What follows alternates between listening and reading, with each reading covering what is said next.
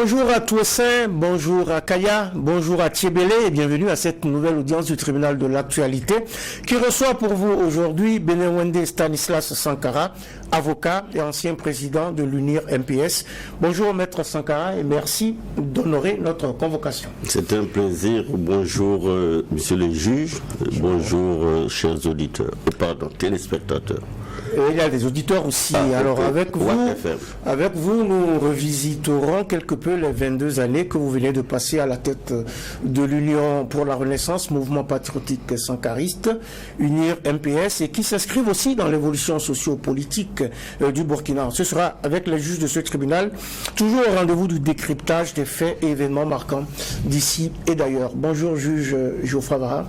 Bonjour président, bonjour juge Ouedraogo, bonjour auditeurs et téléspectateurs. Bonjour juge Vara, président, bonjour, mesdames et messieurs, bonjour. Bonjour à toutes, bonjour à tous. Quatrième audience du tribunal de l'actualité pour cette quatrième semaine de l'année 2023 sur la télévision interactive True TV en simultané sur Watt FM, la radio 100% urbaine. Et sans plus tarder, faisons place aux avant-propos des juges pour cette 101e audience de la 7e saison du tribunal de l'actualité. Et c'est les avant-propos que je convoque maintenant.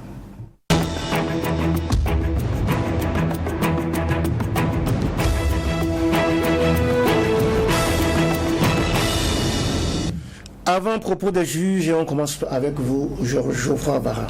Oui, merci président. Mon avant-propos va concerner l'effort qui avait été demandé à tous. Je pense que c'était depuis le 18 novembre. Il y a donc l'effort volontaire donc, pour contribution dans la guerre qui était demandé. Et il y avait des comptes, des numéros auxquels on pouvait donc envoyer de l'argent. Et la preuve que les Burkinabés adhèrent, c'est que pour le deuxième mois, on est à 346 millions et un peu plus, donc d'efforts faits par des Burkinabés qui ont sans forcer, voilà, parce que la patrie demande cela, ils ont fait parler leur cœur. Et ça, pour moi, c'est important de le faire savoir. Je dis, dans cette guerre-là, ça ne se fait pas sans argent. Il y avait une méthode qui avait été tentée. Les syndicats ont dit, bon, on n'y adhère pas parce qu'on préfère que ce soit volontaire. L'imposer comme ça, ce n'est pas forcément la solution. Mais je pense que de façon générale, tout le monde, y compris les syndicats, adhèrent à cela. Et c'est ce que ces chiffres-là montrent. Tant que c'est volontaire, tant qu'on le fait parce qu'on a envie et qu'on cède ce qu'on peut, je pense que c'est déjà bon. C'est déjà bon et c'est volontaire, donc allez-y, soutenons l'effort de guerre pour défendre la patrie qui est en danger et la patrie qui est notre patrie et que nous devons tous contribuer à sauver. Juge Inoussa Ouedraogo, votre avant-propos du jour. Merci président. Pour aller toujours dans le même sens de l'effort de guerre, on a vu que le gouvernement burkinabé a décidé de rationaliser les dépenses de l'État et il a opté pour cela pour deux moyens. Il s'agit notamment donc de vérifier que les agents qui émargent au budget de l'État sont régulièrement à leur poste, mais aussi de travailler à baisser le coût donc, des loyers, le coût des bâtiments donc, que l'État loue à des structures privées. Ces deux mesures qui sont à saluer, c'est déjà bon, mais il y a encore des efforts à faire pour réduire donc, le coût de la vie de l'État. Je pense à tous ces ambassades qui sont ouvertes tous azimuts à travers les différents pays. Il y a des voix qui s'élèvent de plus en plus pour dire qu'il y a effectivement des ambassades qu'on pourrait effectivement fermer pour contribuer donc à l'effort de guerre et j'appelle donc nos autorités à réfléchir sur la question. Il faut réfléchir sur la question pour réduire les dépenses de l'État. C'est indispensable, surtout que nous sommes en période de guerre et que nous avons besoin de ressources pour faire cette guerre et ramener la paix dans le pays. C'était la séquence avant-propos des juges du tribunal de l'actualité qui reçoit pour vous aujourd'hui Benewende Stanislas Sankara. Il est avocat et ancien président de l'UNIR MPS. Maître Sankara, vous le savez, vient de quitter la présidence de l'UNIR MPS, le parti qu'il a fondé sous l'appellation de UNIR MS en 2000 et reste à ce titre un acteur politique de premier plan au Burkina. Il est aussi un habitué de ce plateau, de ce prétoire et est tout disposé à répondre à présent à quelques questions de généralité. Geoffroy Vara. Oui, merci président. C'est vrai que vous avez fait l'annonce. vu aussi le passage de témoins, vous dites, vous restez dans tous les cas un militant. Voilà. Et aujourd'hui, comment vous entrevoyez la suite en tant que militant, et surtout après autant d'années au fond, comme on peut dire comme ça, est-ce qu'il n'y a pas un genre d'appréhension après? Sankara? Oui, je voudrais d'abord remercier le tribunal et pour la nouvelle année formuler mes voeux à l'ensemble des téléspectateurs et des auditeurs qui nous suivent. Monsieur le Président, Monsieur le Juge, voyez-vous, pour moi, être militant, c'est simplement exprimer son engagement en fonction des valeurs qu'on défend. Donc, pour moi, ces valeurs sont inhérentes à ma propre personne. Donc, que je sois président ou militant, ce sont des valeurs que je voudrais porter et défendre. Donc, je suis venu à la tête de l'UNIR-MS, Union Polarisée Mouvement Sankariste, il y a 22 ans, comme le président l'a dit, et il y a une longue histoire. Je ne vais pas revenir sur ça, mais mon parcours depuis le 1er novembre 2000 à la tête de l'UNIR-MS, ça a donné aujourd'hui naissance, depuis le dernier congrès de 2021, de l'UNIR-PS, qui a vu le jour en 2009, à l'UNIR-MPS, suite à la fusion que l'UNIR-PS a eue avec le MPS. Donc, ça n'a pas été, en tout cas, un fleuve tranquille. Je pense qu'en si peu de temps, il est difficile de revenir sur ce parcours. Mais je dis et je répète, conformément à ma déclaration du 21 décembre, que le militant que je suis reste à la disposition de l'organisation qui désormais est entre les mains du professeur Augustin Loada, qui n'est plus à présenter au regard de son expérience politique. C'est un homme de pratique, mais aussi de théorie en tant que professeur agrégé et constitutionnaliste.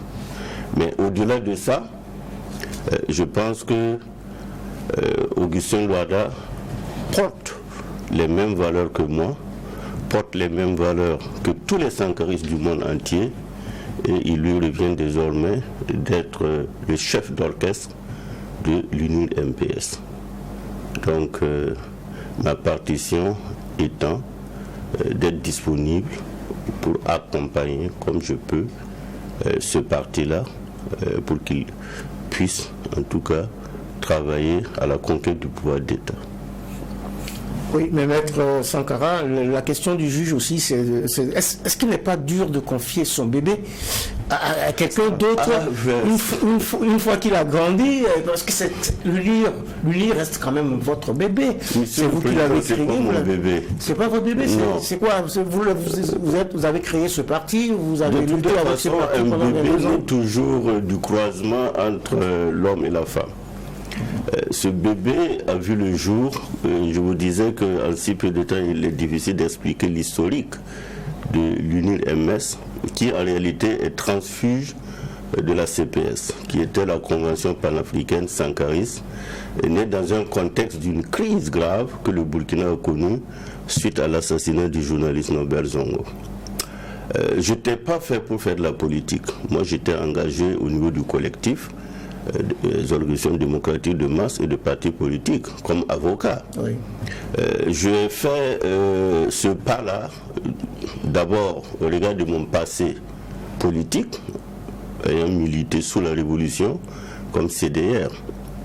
Mais quand, après le Front populaire, le Burkina a renoué avec l'état de droit, beaucoup de partis politiques se disant d'obédience sankariste ont vu le jour. Je me rappelle qu'aux années où l'UNIR MS naissait, il y avait 17, si je ne me trompe pas, partis et regroupements politiques se réclamant sankaristes. Donc j'étais à équidistance de ces partis-là. Mais dès lors que l'idée de créer une union, de fédérer tous les mouvements a vu le jour, j'avais salué cette démarche-là. Mais ce que je ne savais pas, c'est qu'il y avait une trahison sous-jacente, parce que en réalité, les leaders de la CPS avaient un pacte avec Herman Yamouero, qui est là, pour aller au gouvernement de M. Blaise Compaoré, en vue de juguler la crise, chose que moi je ne savais pas. Donc quand la CPS a vu le jour, effectivement j'ai été coopté, et une semaine après, il y a eu un clash. Parce que quand nous avons compris qu'il s'agissait d'accompagner M. Blaise Compaoré, nous étions une douzaine à refuser. Et nous avons été purement simplement vidés du parti de la CPS.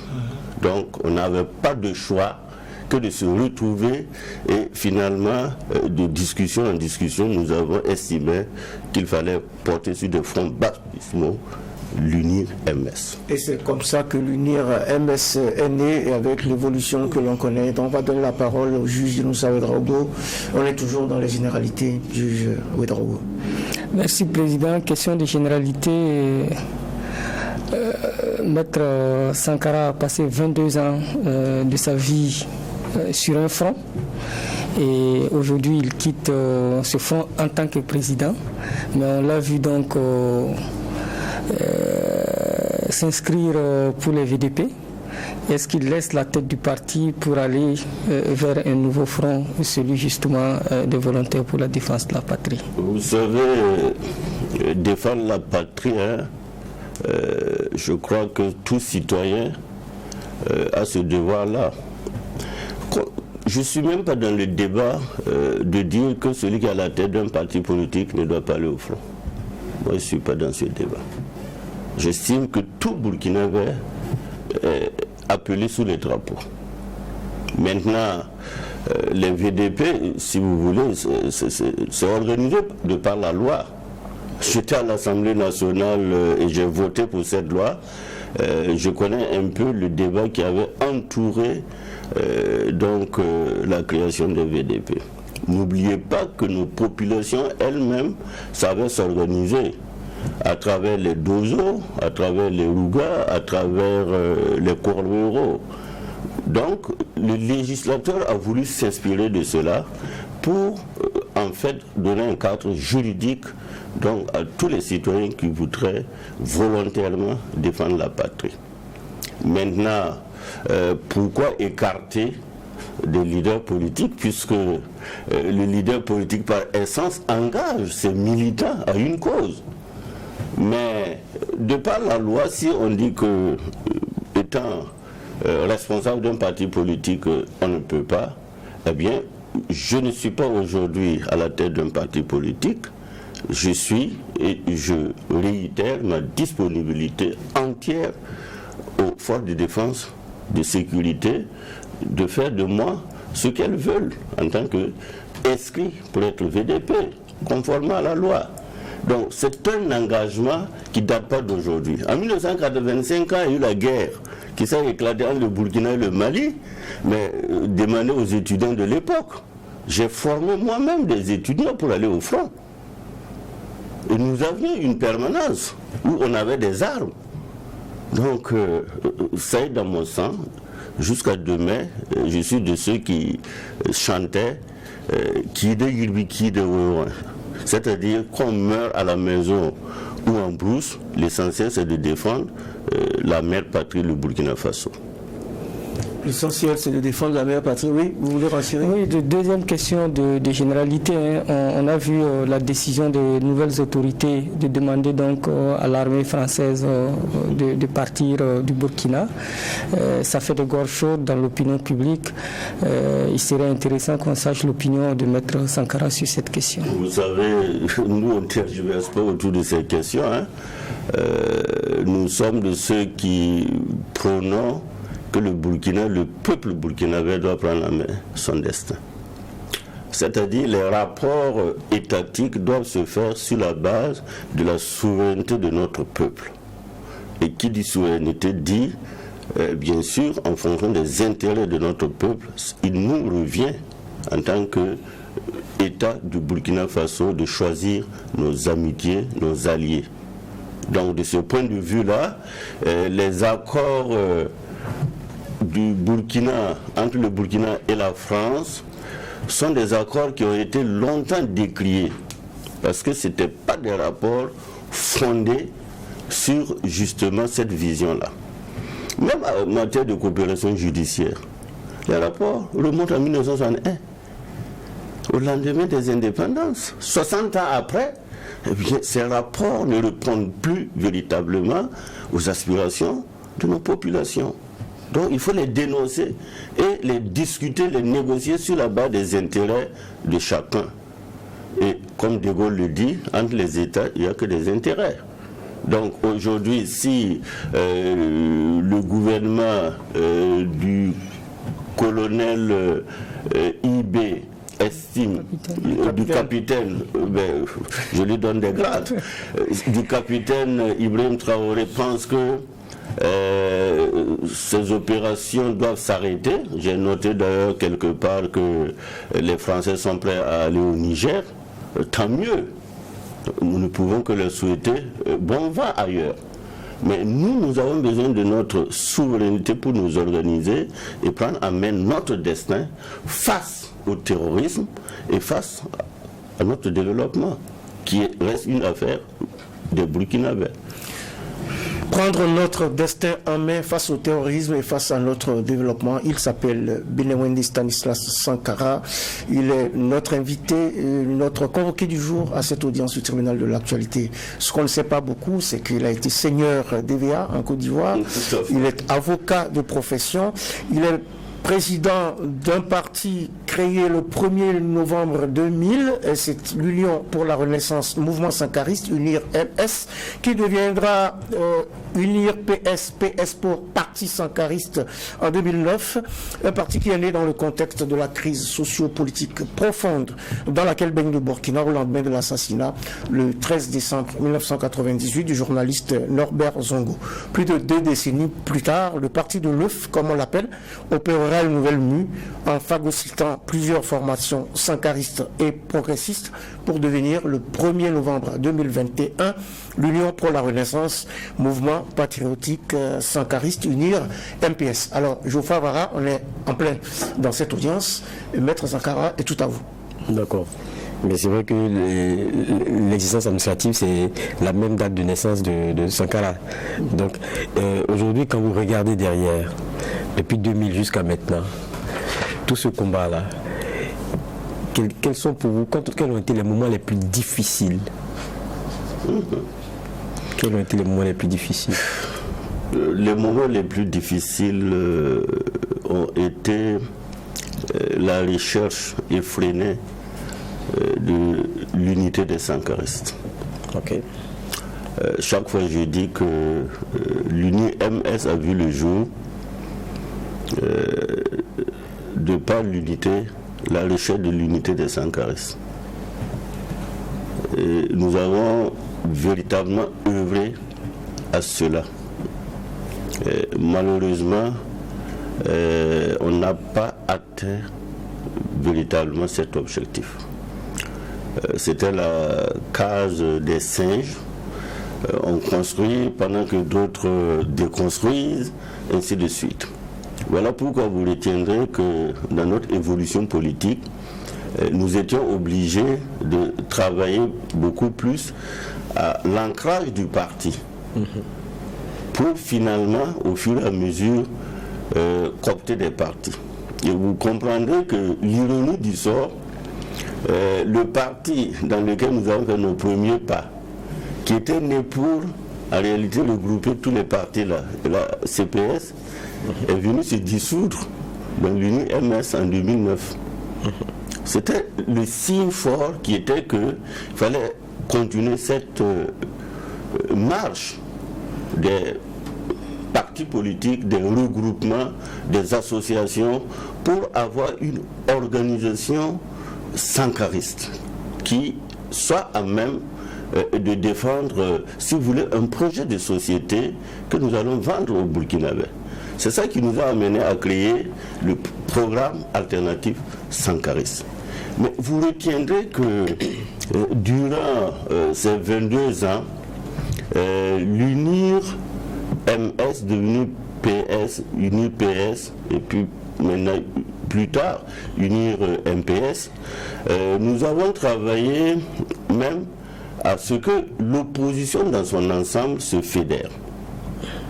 Pour la petite histoire, moi j'ai milité au groupe du 14 février. Mais au groupe du 14 février, il y avait un pan de partis politiques qui ne voulaient pas militer. Et nous avons été obligés de créer ce qu'on appelait le cadre, le CPO, qui était un cadre politique d'opposition, plus large. Et c'est à partir de là que nous avons pu travailler à obtenir des réformes. Et n'oubliez pas qu'en 2002, après la naissance de l'Union MS, nous avons pu avoir des députés à l'Assemblée nationale.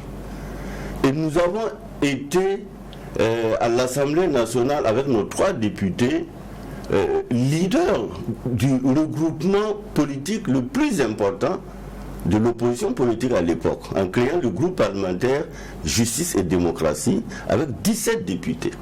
Le professeur Kizerbo à l'époque en avait 10.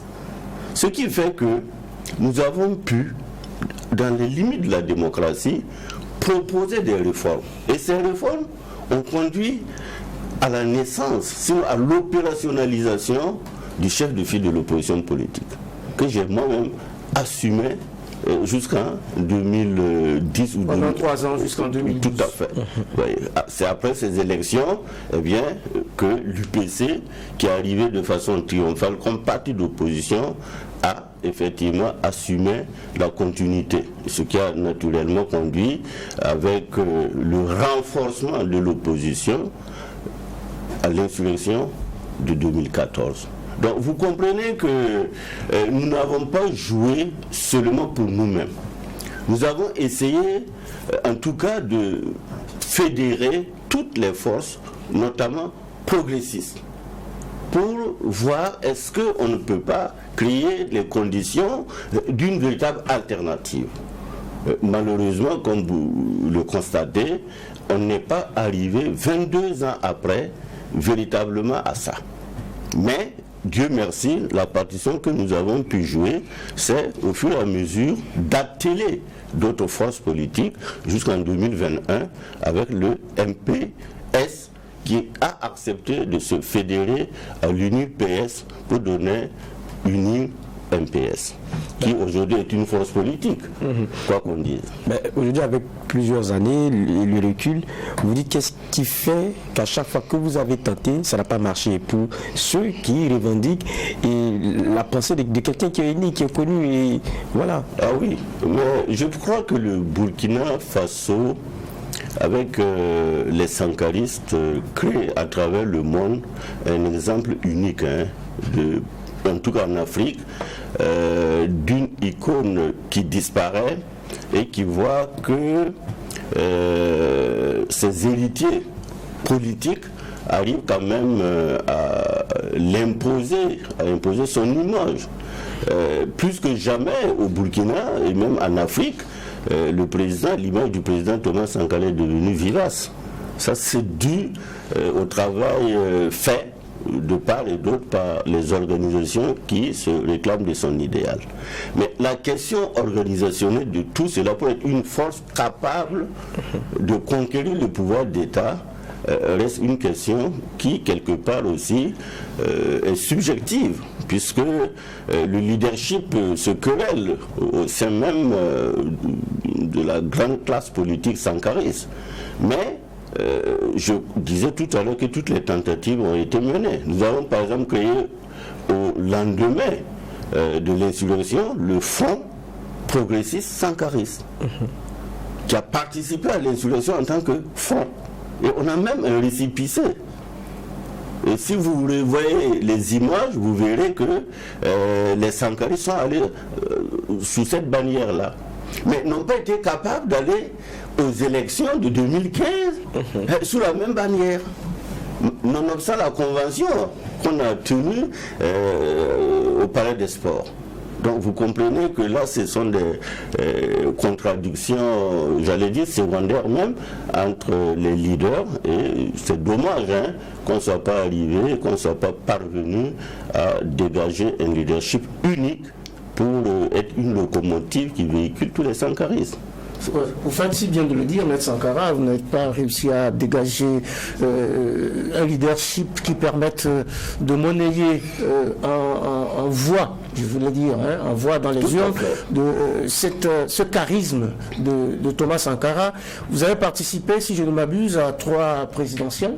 C'est bien ça? En 2005, en 2010 et en 2015, vous avez récolté, si je ne m'abuse, là aussi, je parle sous votre contrôle, 5% des voix. En 2005, c'était contre Blaise Compaoré. Et puis 6,34% des voix en 2010, vous étiez 3e de la compétition.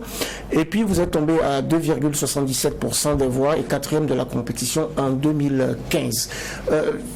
Y a-t-il pas un paradoxe entre le fait que vous portez un courant avec un nom charismatique, mais que vous ne réussissez pas à traduire tout cela dans les journaux? Oui, ce qu'il faut aussi remarquer, contrario, c'est que durant tous ces processus électoraux, l'UNIR PS n'a pas du tout régressé en nombre de voix. La preuve, nous sommes passés de 3 députés à 5 députés. Donc on n'a pas régressé en termes de voix. Par contre, au sommet, la conquête du pouvoir d'État par la présidentielle, c'était plus compliqué pour l'UNIR PS. En 2005, je suis arrivé 2e. Oui, après Blaise Compaoré, mais loin derrière.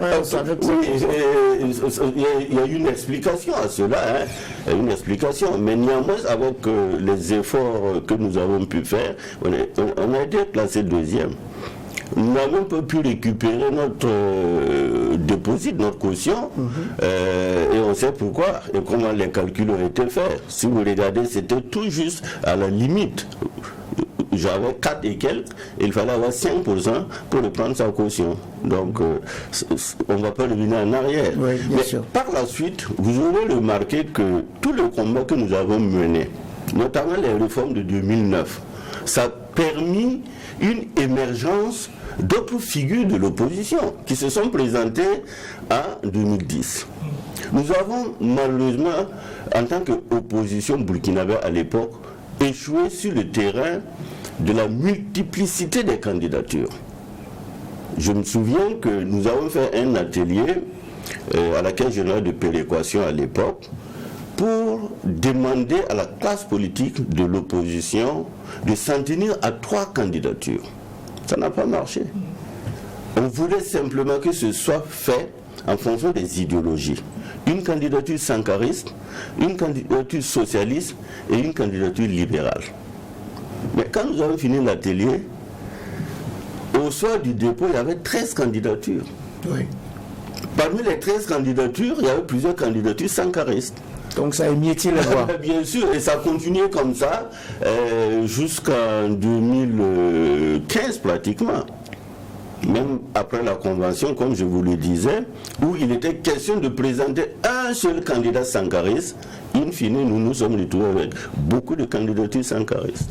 Ce qui fait que justement, il y a Mais pas d'unité. l'unir MPS aujourd'hui, justement, sur ce terrain, sur ce registre de l'élection présidentielle, même si nous n'avons pas pu réunir les voix, eh bien, on a progressé au niveau structurel, c'est-à-dire au niveau de la base, n'ayant plus de conseillers municipaux et plus de députés. Plus de conseillers municipaux et plus de députés. La parole est au juge Inoussa Ouedraogo. Merci, Président. Habituellement, on s'intéresse, nous journalistes, aux trains qui arrivent en retard. Et moi, je ne voudrais pas aujourd'hui faire ce travail-là. Je voudrais beaucoup plus que ce soit les trains qui arrivent à l'heure, parce que assez souvent, on ne rend pas suffisamment hommage aux hommes quand ils sont toujours parmi nous. Et je voudrais donc saluer le courage, la détermination, le combat qu'a mené donc Maître Benouendé Sankara. Et je voudrais donc, de ce point de vue-là, vous demander quels sont aussi les points de succès, les moments de joie que vous avez connus dans votre engagement politique. Bon, j'avoue que le politicien, surtout dans la fibre sankariste, notre joie, c'est la joie du peuple. C'est quand vraiment le peuple est dans l'enthousiasme qu'un leader politique peut se dire fier et content.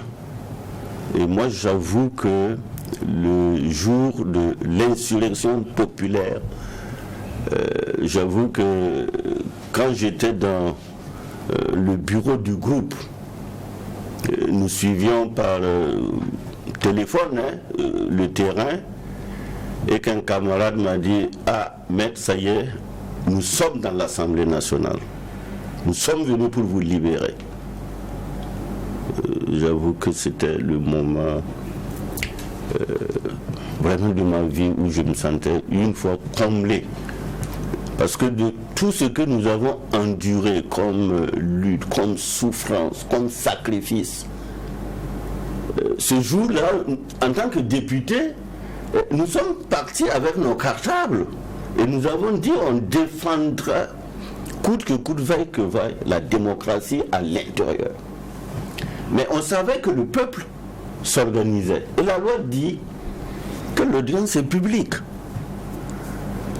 Mais quand les militants sont venus pour dire, eh bien, vous, on vous libère, vous ne pouvez pas comprendre, j'étais vraiment dans l'extase, j'étais aux anges. C'est le moment le plus important de votre vie politique, comme a dit François Hollande tout à fait. au Mali. Tout à fait. Donc, nous assumons vraiment ce moment historique parce que ça devrait permettre au Burkina d'avoir une nouvelle base de se reconstruire. La suite, c'est autre chose. La suite, c'est autre chose et c'est Maître Benouendé Stanislas Sankara qui est notre convoqué du jour aujourd'hui. Donc, à cette audience du tribunal de l'actualité, la parole est toujours à Inoussa Ouedraogo.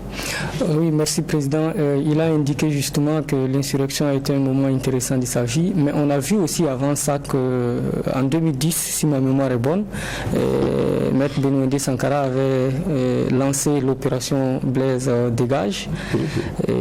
Ça n'avait pas mobilisé grand monde. Avec le recul, qu'est-ce que vous pensez? Est-ce que c'est parce que le peuple n'était pas suffisamment prêt? Est-ce que vous étiez incompris ou vous n'aviez pas suffisamment de moyens d'organiser cette opération-là qui, on peut dire, entre guillemets, a fait flop?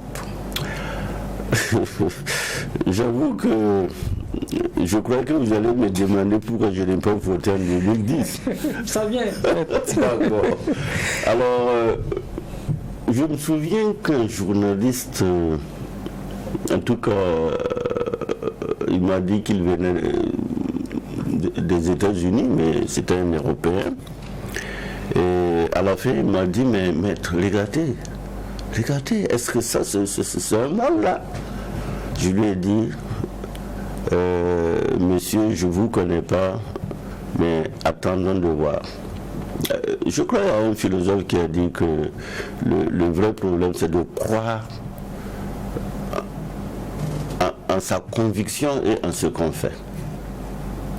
Quand nous avons effectivement lancé cette opération, si vous vous rappelez, ça doit être en 2011 en réalité. C'était au moment où il y avait le CCRP, présidé par le ministre d'État Yeboyesan, que j'ai eu l'occasion de rencontrer en tant que chef de file de l'opposition. Et à l'époque, je lui ai dit que le CCRP va échouer. Parce que c'est méconnaître notre peuple. Déjà, les tentatives de créer le Sénat avaient échoué. Il essaie de trouver d'autres pirouettes, d'autres manœuvres. Même au sein de l'opposition politique, on a pu coopter des partis politiques pour aller au CCRP. Plus tard, il y en a qui ont fait des aveux malheureux. Je ne reviens pas sur ça, mais je vais dire simplement, pour répondre exactement à votre question, que quand nous avons lancé l'opération Blaise dégage, il y a eu un relais. Par exemple, je me souviens que les artistes engagés, comme Smokey Samska, sont venus à ce meeting avec des pancartes. Et c'était en fait le début d'une campagne qui a connu meilleure fortune à travers les leaders d'opinion, les intellectuels, les démocrates qui ont commencé à dire mais finalement on ne révisera pas l'article 37. Donc, vous voyez pourquoi on a débouché à une insurrection, c'est parce que, et j'aime bien l'expression de mon petit frère Taïrou Bari quand il parlait d'entêtement bovin. Il y a eu un entêtement bovin à vouloir coûte que coûte modifier l'article 37. Et tout le parcours depuis 2011 jusqu'à 2014, vous aurez compris l'entêtement du pouvoir de M. Blaise Compaoré à trouver toutes les manœuvres pour modifier l'article 37. Jusqu'à ce qu'il y ait eu même des tentatives de conciliation entre l'opposition et le pouvoir en place. Et à la dernière minute, quand il a compris que ça n'allait pas marcher, il a ouvert des négociations, le peuple déjà avait sa position. Donc notre meeting a été, si vous voulez, une rampe de lancement.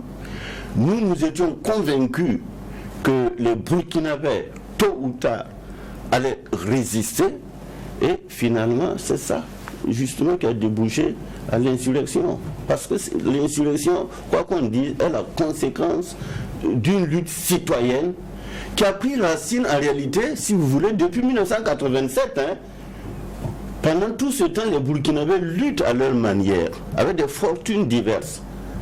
Et l'assassinat du journaliste Norbert Zongo est venu encore avec le collectif réorganiser, si vous voulez, les citoyens burkinabés autour d'un certain nombre d'idéaux, de valeurs, mais aussi de principes qui n'ont pas été respectés. Le collège des sages, créé même par Blaise Compaoré, a indiqué une voie. Mais comme ça ne l'arrange pas, il a mis une bonne partie dans la poubelle. Donc, nous sommes arrivés en tant qu'opposition républicaine, organisée, à chercher purement et simplement à fédérer les énergies autour d'un idéal, autour des valeurs de la démocratie. Si on avait respecté tous ces principes-là, peut-être qu'on ne serait même pas arrivé à là. Peut-être qu'on ne serait donc pas arrivé à l'insurrection, qui est donc la conséquence, comme vous l'avez expliqué, de plusieurs mutations qui sont apparues depuis des années. Oui, juge Geoffroy Vara. C'est vrai, quand on regarde d'ailleurs aussi, on ne peut pas oublier la partie CFOP. Les textes depuis 2000, chacun se dérobe. Vous acceptez de porter ce qui pourrait être une camisole, et l'assumer jusqu'à 2012. Qu'est-ce que vous retenez de ce moment-là? Parce que là, il faut gérer avec d'autres partis politiques, et puis vous venez hériter de quelque chose en fait que personne ne voulait porter avant. 3 années comme chef de file de l'opposition. Oui, Monsieur le Président, Monsieur le Juge, permettez-moi de corriger quelque chose. C'est pas parce que personne ne voulait.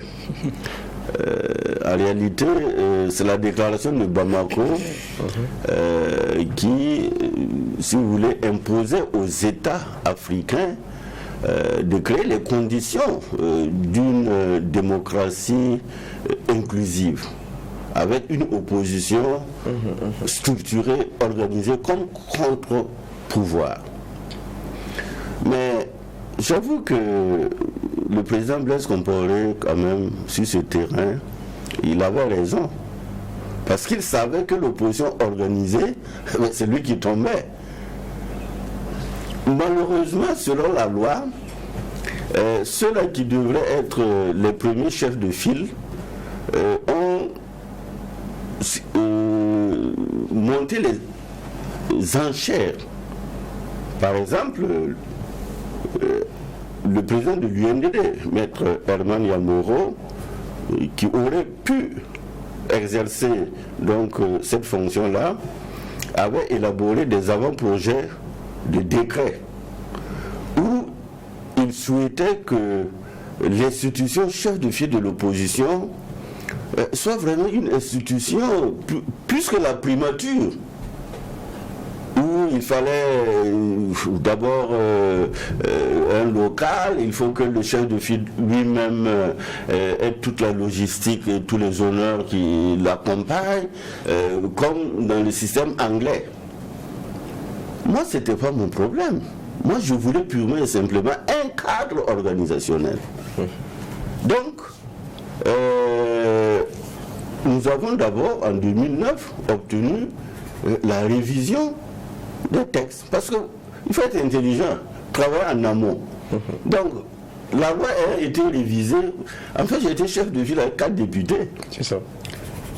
Donc, on a révisé la loi et on a dit, c'est le président, le premier responsable du parti de l'opposition qui a le plus de députés. Et il se doit que moi j'avais 4. Mais nous avons estimé, au regard de la définition qu'on a eu à faire dans la charte des partis, que nous n'avons pas besoin de tout ça. Nous avions besoin d'une seule chose, un siège inviolable. Un siège inviolable. Et quand j'ai rencontré le président de l'Assemblée nationale, M. Rochman Christian Kaboré, il m'a dit, mais c'est bien, mais et le budget? Je lui ai dit, si nous pouvons avoir un siège, ça nous suffit. Parce que l'opposition a besoin de cela pour se réunir, s'organiser. Et il m'a demandé si j'avais des propositions. À l'époque, je lui ai dit, mais il y a l'annexe. Puisque l'exécutif a refusé que le chef de file de l'opposition là soit une institution à part entière, et l'exécutif ne voulait pas aussi financer son opposition entre griffes. Mais comme la loi est passée, nous étions obligés de discuter pour avoir un siège.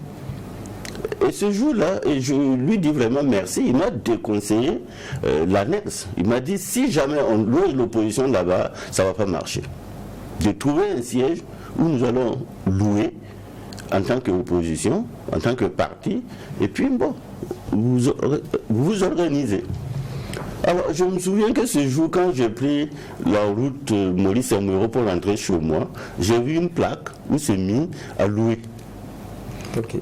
C'est ça qui était, si vous voulez, le siège du chef de file de l'opposition.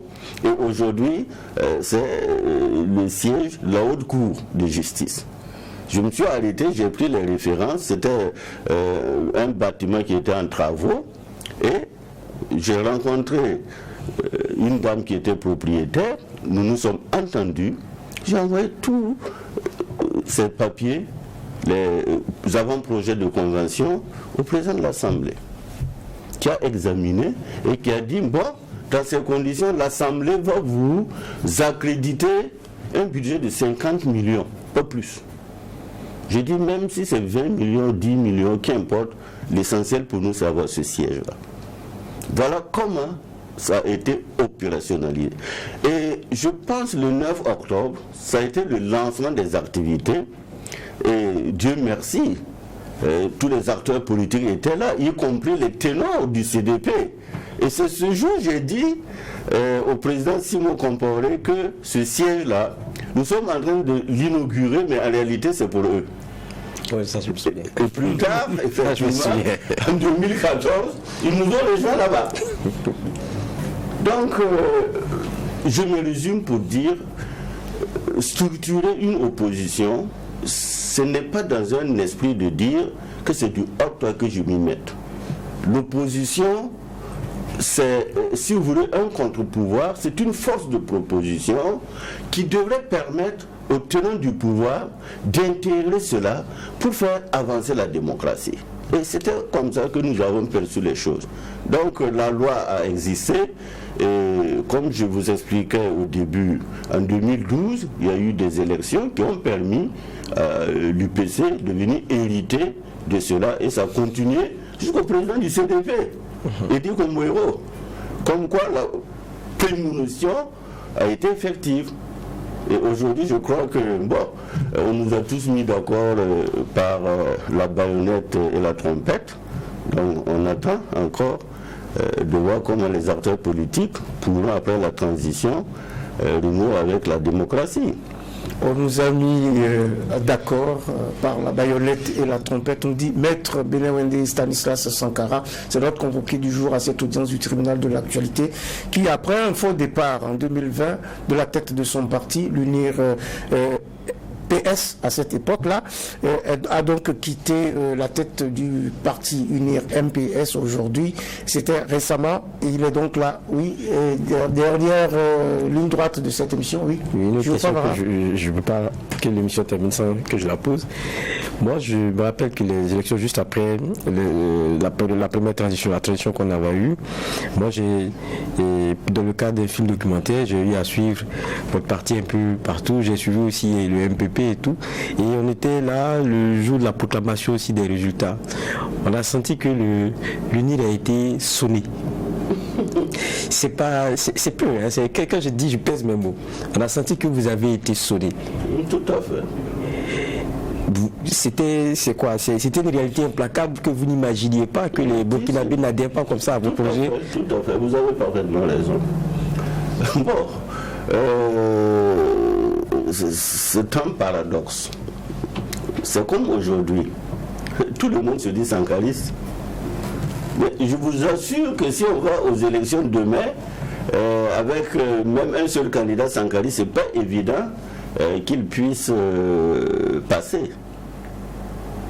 C'est ça aussi qui explique, si vous voulez, la complexité de l'union même des forces sankaristes.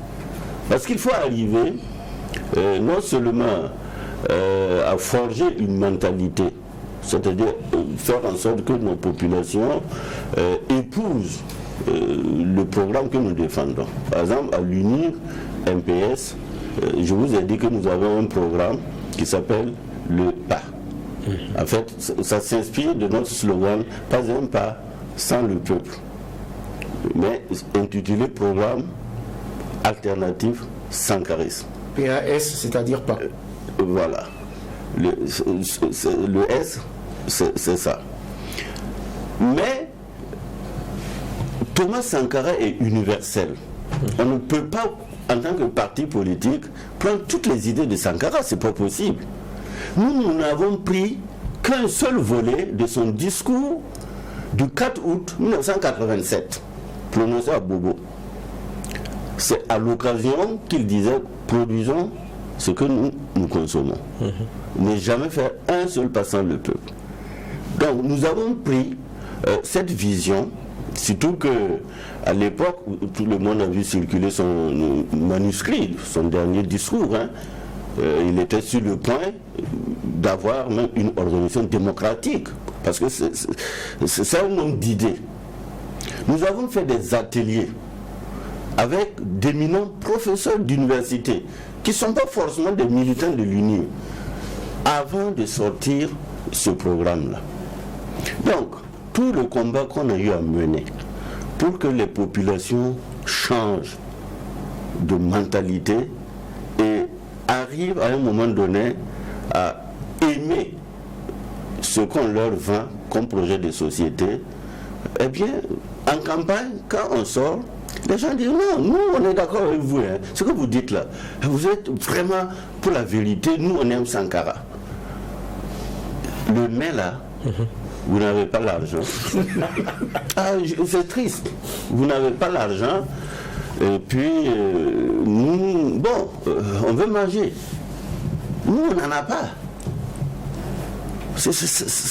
Les politiques sont confrontés à ça. Moi, je me souviens quand nous sommes allés en alliance avec le MPP, les acteurs sont encore là. Par exemple, le docteur Salifou Diallo, quand il est venu, il m'a dit mon frère, nous avons besoin de vous. Vous avez 5 députés et sans vos 5 députés, nous, on ne peut pas gouverner. Ce qui est vrai. De deux, nous avons été quand même en 2014 à l'opposition ensemble. On a fait la même rue ensemble. Ce qui est vrai. Et ils sont de la social-démocratie, donc une force de gauche. Et il ajoute, en entendant, nous avons les moyens et on a encore le pouvoir d'État. Donc c'est sûr et certain qu'on serait élu. C'est ce qu'il m'a dit. C'est ce qui vous a décidé à vous allier au MPP? Non. Ce qui nous a motivé à aller à l'Alliance, c'est parce qu'effectivement, si nous, on n'adhérait pas, il fallait s'attendre à une autre crise. Puisque le Premier ministre, selon la Constitution, est voté à l'Assemblée nationale à un suffrage élevé. C'est-à-dire qu'il prononce un discours de politique générale qui est ensuite passé à débat, à vote. C'est ça. Donc, il avait besoin de nos voix et il avait besoin d'autres voix pour pouvoir avoir une majorité confortante. C'est ça qui a donné naissance à l'APMP. L'APMP, l'Alliance des partis de la majorité présidentielle. Voilà. Donc, j'explique cela pour dire nous étions déçus parce que vous avez dit tout à l'heure que nous avons eu 2% à la présidentielle. Mais vous aurez remarqué qu'au moins on a eu 5 députés. Parce que le parti est structuré à la base. Mais les Burkinabés, malgré l'insurrection qu'on a qualifiée de sankarisme, préféraient en tout cas le président Ouattara Christian Kaboré au regard des membres du MPP dont je parlais tantôt. Donc ils ont pris le pouvoir parce que quelque part il y avait des raisons objectives, il y avait des moyens qui permettaient au MPP de pouvoir en tout cas avoir un maillage, de mener une politique qui correspondait aussi à ce que les Burkinabés voulaient, puisqu'on dit que tel peuple, tel dirigeant. Alors tel peuple, donc nous étions vraiment déçus de voir qu'après l'insurrection, les Burkinabés soient encore à ce stade de ne pas chercher une alternative.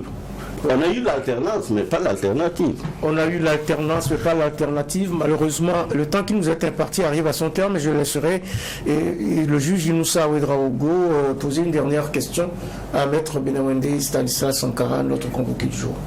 Merci, Président. On voit donc que le professeur Louada a pris la tête de l'UNIR MPS, mais ce qu'on constate, c'est que il est arrivé il n'y a pas longtemps.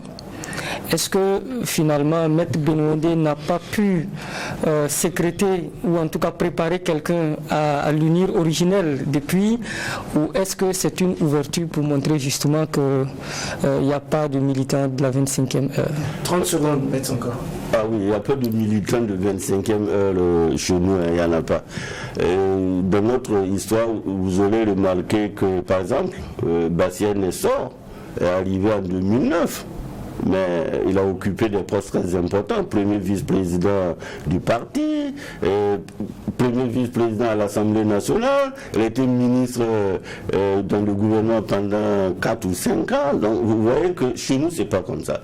Mais votre question est très intéressante en ce sens que depuis 2020, quand j'ai annoncé mon départ, effectivement, les congressistes avaient refusé en disant qu'il fallait travailler à préparer la relève. Donc nous avons mis tout ce temps pour préparer la relève comme cela se doit.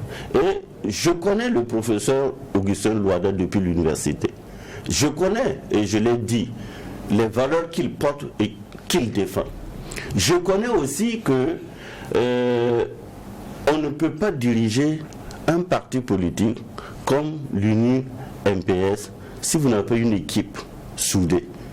Même les résultats auxquels je suis parvenu, c'est grâce aux camarades. C'est grâce vraiment à cette équipe. Et d'ailleurs, à la passation du flambeau, il l'a répété. Donc, il n'est pas seul. Il va compter sur des camarades. Il va compter aussi sur le monde des médias. Moi, chaque fois, je dis l'UNIR a grandi à cause de la presse. C'est pas parce qu'on avait l'argent, mais c'est parce que on a des idées que la presse a toujours relayé, souvent même de façon critique et acerbe, que nous acceptons parce qu'on se retrouve dans les organes pour dire ce que cet organe de presse a dit, c'est vrai, on corrige et on s'adapte. On corrige et on s'adapte. Malheureusement, le temps qui nous est imparti est arrivé à son terme et cette audience du tribunal de l'actualité s'achève. C'est la 4e de cette semaine qui s'est penchée sur les 22 premières années de l'UNIR MPS. Je ne voulais pas vous interrompre, mais je voulais quand même dire merci à Monsieur le Président, au juge, et surtout les mots aimables à mon endroit. Je crois que cela m'interpelle beaucoup plus, doubler d'efforts pour avoir toujours la confiance et le mérite. Pour avoir toujours la confiance et le mérite et peut-être une prochaine candidature à la présidence du Faso. Merci, M. Sankara, d'avoir honoré notre convocation. Vous allez dire à la présidence du tribunal. Mais il n'y a pas de problème, hein. C'est un poste qui peut être vacant, il n'y a aucun problème. Merci aux juges qui ont siégé aujourd'hui, juge Geoffroy Bara. Merci au juge Moussa Ouedraogo et merci aux équipes techniques de réalisation, ainsi qu'à vous tous, auditeurs et auditrices de Watt FM, et téléspectateurs et téléspectatrices de Tri TV, pour votre aimable attention et pour votre fidélité. Je vous le redis, je voudrais, n'a jamais rien fait, j'essayerai à faire de grandes choses, mais je veux à faire des miracles. L'ultime audience du tribunal de l'actualité, c'est demain pour cette semaine. Juste demain, nous vous retrouverons avec un maillet toujours aussi juste, incisif et sans complaisance.